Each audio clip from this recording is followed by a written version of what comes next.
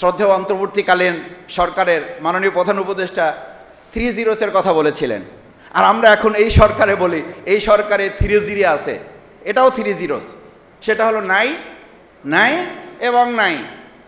মাননীয় স্পিকারের কাছে যখন সংসদ সদস্যরা বলেন আমার হাসপাতালটা অসুস্থ, এটাকে একটু সুস্থ করার উদ্যোগ নেবেন মাননীয় স্পিকার, আপনি একটু মন্ত্রী মহোদয়ের দৃষ্টি আকর্ষণ করবেন।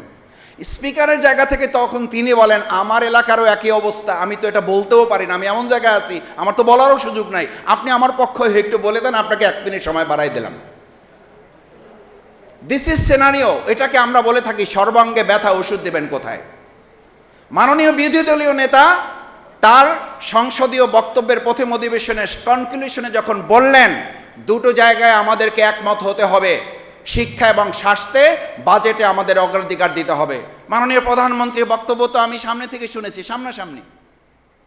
আমি ছোট মানুষ, সৌভাগ্য যে একেবারে বলা যায় ফেস টু ফেস বসার সুযোগ আর কি, যদিও এক বেঞ্চ পড়ে, কিন্তু ফেস টু ফেস বসার সুযোগ এবং কথা বলার স্কোপ আছে, মানে কথা শোনার, একদম আই কন্ট্যাক্টে কথা শোনার সুযোগ আছে। আমি তো শুনেছি উনি বলেছেন যে মাননীয় বিরোধী দলীয় নেতা আমির জামাত ডাক্তার শফিকুর রহমান যে শিক্ষা এবং স্বাস্থ্যের অগ্রাধিকারের ব্যাপারে বলেছেন, এটার ব্যাপারে একমত। কিন্তু আমরা তো এখন পর্যন্ত যা প্রস্তাবনা আলোচনা দেখছি 9 লক্ষ কোটি টাকার বাজেটের মধ্যে স্বাস্থ্য এবং শিক্ষাকে রাখা হয়েছে 3য় এবং 4র্থ ধাপে রেখেছেন, ভালো কথা। তাও তো কত 1.1 কি আগাইছি আমরা, তাহলে আমরা কি অগ্রাধিকার দিতে পারলাম?